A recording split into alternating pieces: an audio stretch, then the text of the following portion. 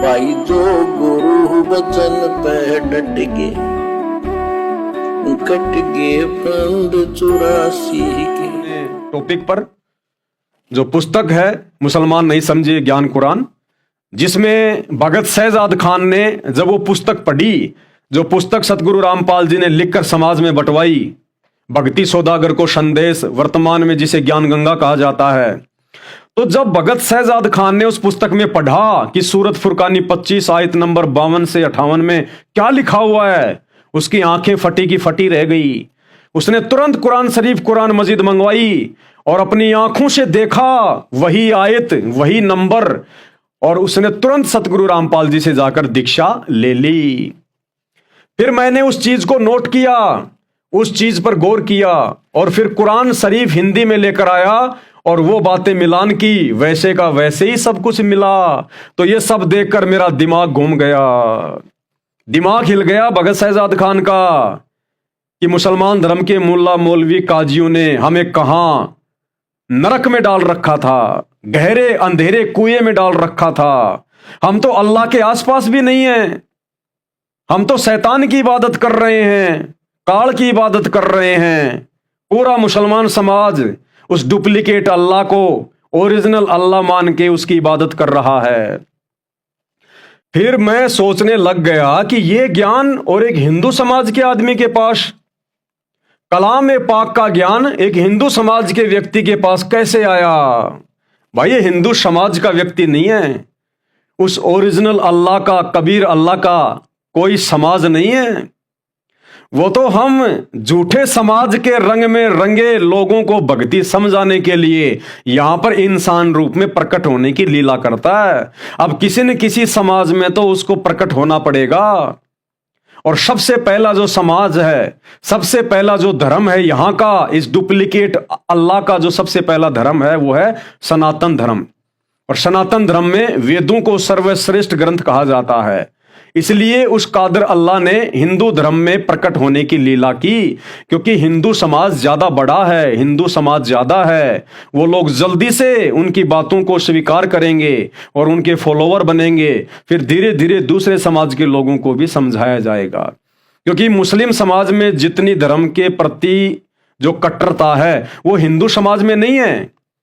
ईसाई समाज के लोग इतनी जल्दी से नहीं मानेंगे क्योंकि शैतान का प्रभाव ज्यादा है। मुसलमान धर्म के लोग इतनी जल्दी से सच्चाई स्वीकार नहीं करेंगे क्योंकि शैतान का प्रभाव ज्यादा है। लेकिन हिंदू समाज में इतनी धर्म को लेकर ये कट्टरता नहीं है। इसलिए वो ओरिजिनल अल्लाह, कबीर भगवान सतगुरु रामपाल जी, उन्होंने हिंदू समाज में एक मनुष्य रूप में प्रकट होने की लीला की। कलाम पाक का ज्ञान एक हिंदू समाज के व्यक्ति के पास कैसे आया? फिर धीरे धीरे मैं उस पुस्तक को दिन रात पढ़ने लगा। एक दिन मैंने निर्णय कर लिया कि अब से मैं जब भी दुकान खोलूंगा तो पूर्ण परमात्मा संत रामपाल जी महाराज का नाम लेकर ही खोलूंगा। अब भगत शहजाद खान ने देखा कि मुस्लिम धर्म की पुस्तकों में तो मुझे वैसा का वैसा ही लिखा हुआ मिला जैसा सतगुरु रामपाल जी ने अपनी पुस्तक में लिखा है। तो ये तो क्लियर हो गया कि मुस्लिम धर्म के लोग डुप्लीकेट अल्लाह की इबादत कर रहे हैं। उस डुप्लीकेट अल्लाह को भी उस ओरिजिनल अल्लाह के बारे में नहीं पता। उसकी जानकारी के लिए किसी बाखबर की खोज करने की बात कही गई है। तो एक दिन शहजाद खान ने सोचा कि मैं देखता हूं, और उसने सतगुरु रामपाल जी से उपदेश लिए बिना अपनी दुकान का शटर जब भी खोला, उनका नाम लेकर, उनका जयकारा लगाकर खोलना शुरू किया कि अल्लाह होगा तो अल्लाह के तो नाम में भी पावर है, ताकत है। उसका तो नाम लेने मात्र से हमारे बुरे संस्कार, बुरे कर्म, पाप कर्म कटने शुरू हो जाते हैं। तो मुझे थोड़ा बहुत लाभ होता है या नहीं होता है? मैंने 22 साल तक मुस्लिम धर्म की जो साधना की, जिससे मुझे 1 टके का भी लाभ नहीं हुआ। अब देखता हूं सतगुरु रामपाल जी का नाम लेकर मैं अपनी दुकान खोलता हूं।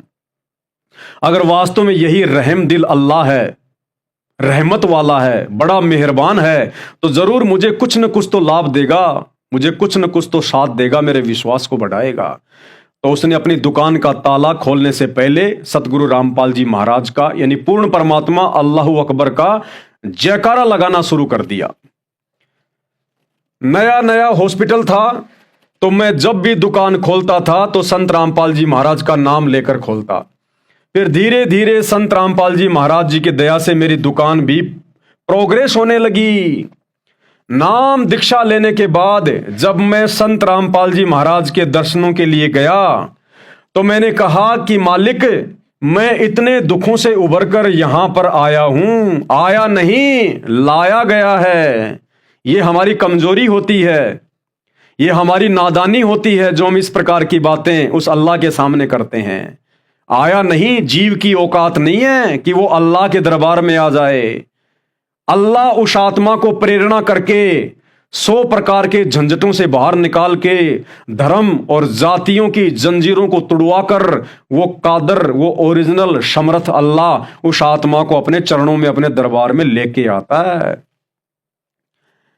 तो क्या कहा भगत जी ने? तो मैंने कहा कि मालिक, मैं इतने दुखों से उभरकर यहां पर आया हूं। तो परमात्मा ने मुझसे कहा, किसने? सतगुरु रामपाल जी ने कहा कि करोड़ों के ऊपर से तेरे को मेहर हुई है, यानी करोड़ों मुसलमानों में से तेरे ऊपर मैंने मेहर की है, तेरे ऊपर। और तेरे माध्यम से ना जाने और कितने मुसलमानों को अपनी शरण में लूंगा, उनसे सच्ची इबादत करवाऊंगा और उनको अपने साथ, अपने पास 7वें आसमान पे शतलोक में लेके जाऊंगा। तो गुरुदेव भगवान ने कहा कि करोड़ों के ऊपर से तेरे को मेहर हुई है और कहा कि बेटा इस भक्ति पर डटा रहे, यानी इस सच्ची इबादत पर रुके रहना। और अगर मर्यादा में रहकर भक्ति की, मर्यादा यानी जो नियम, जो मर्यादाएं गुरुदेव के द्वारा हमें बताई जाती हैं, ये मांस मिट्टी को छूना भी नहीं है, जीव हत्या भी नहीं करनी है। उन जीवों में उस अल्लाह की रूह निवास करती है और अल्लाह की रूह को मारकर खाने वाला तो राक्षस है, राक्षस। वो ओरिजिनल कादर अल्लाह कभी भी उससे प्रसन्न नहीं रह सकता, उसको तो दोजक की आग में डाला जाता है। कोई नशा नहीं करना, कोई ब्याज नहीं लेना, अन्य काफिरों की तरह किसी की पूजा पाठ नहीं करनी, केवल अपने सतगुरु के अलावा, अपने कादर अल्लाह के सिवा। तो कुछ नियम है, ये नियम जब आप उनके सत्संग सुनेंगे, जब आप उनसे उपदेश लेने की सोचेंगे, उस समय आपके सामने आ जाएंगे। और अगर मर्यादा में रहकर भक्ति की तो जिंदगी में तू एक दिन वह मुकाम पा जाएगा जो तूने कभी सोचा भी नहीं होगा। ये कादर समर्थ अल्लाह के वचन हैं, 7 वचन पलटे नहीं चाहे पलट जाए ब्रह्मांड, और ये उनकी प्रत्येक आत्मा के लिए हैं। ये जरूरी नहीं कि मुसलमान धर्म का व्यक्ति आएगा तो वो मुकाम पा जाएगा, सभी मुकाम पाएंगे, चाहे कोई किसी भी धर्म का हो, किसी भी जाति का हो। सतगुरु रामपाल जी इस पूर्ण अल्लाह के लिए कोई धर्म नहीं, कोई जातियां नहीं, उनका तो केवल एक ही नारा है, जीव हमारी जाति है, मानव धर्म हमारा। हिंदू मुस्लिम सिख ईसाई धर्म नहीं कोई न्यारा। ये धर्म, ये जातियां, ये संप्रदाय इंसान को आपस में बांटने का कार्य तो इस डुप्लीकेट अल्लाह शैतान ने काल ने किया है। अल्लाह किसी को हिंदू मुसलमान बना के नहीं भेजता, ये तो बाहर माँ के गर्भ से जन्म लेके सुन्नत करवा के कोई मुसलमान बन जाता है, टोपी पहन के कोई हिंदू बन जाता है। अगर अल्लाह ने अगर मुसलमान बना के भेजना होता तो जन्म लेने के बाद सुन्नत करने की जरूरत नहीं पड़ती, अल्लाह माँ के पेट में सुन्नत करके भेजता। लेकिन ये सब बनावटी बातें हैं, परमात्मा की इबादत से, उनकी भक्ति से इन बातों का कोई लेना देना नहीं है। ये काल ने, डुप्लीकेट शैतान ने, इस अल्लाह ने सबको भ्रमित किया हुआ है। जो गुरु बचन पे डट गे, कट गे फंद 84 के, कट गे फंद 84 के, कट गे फंद 84 के।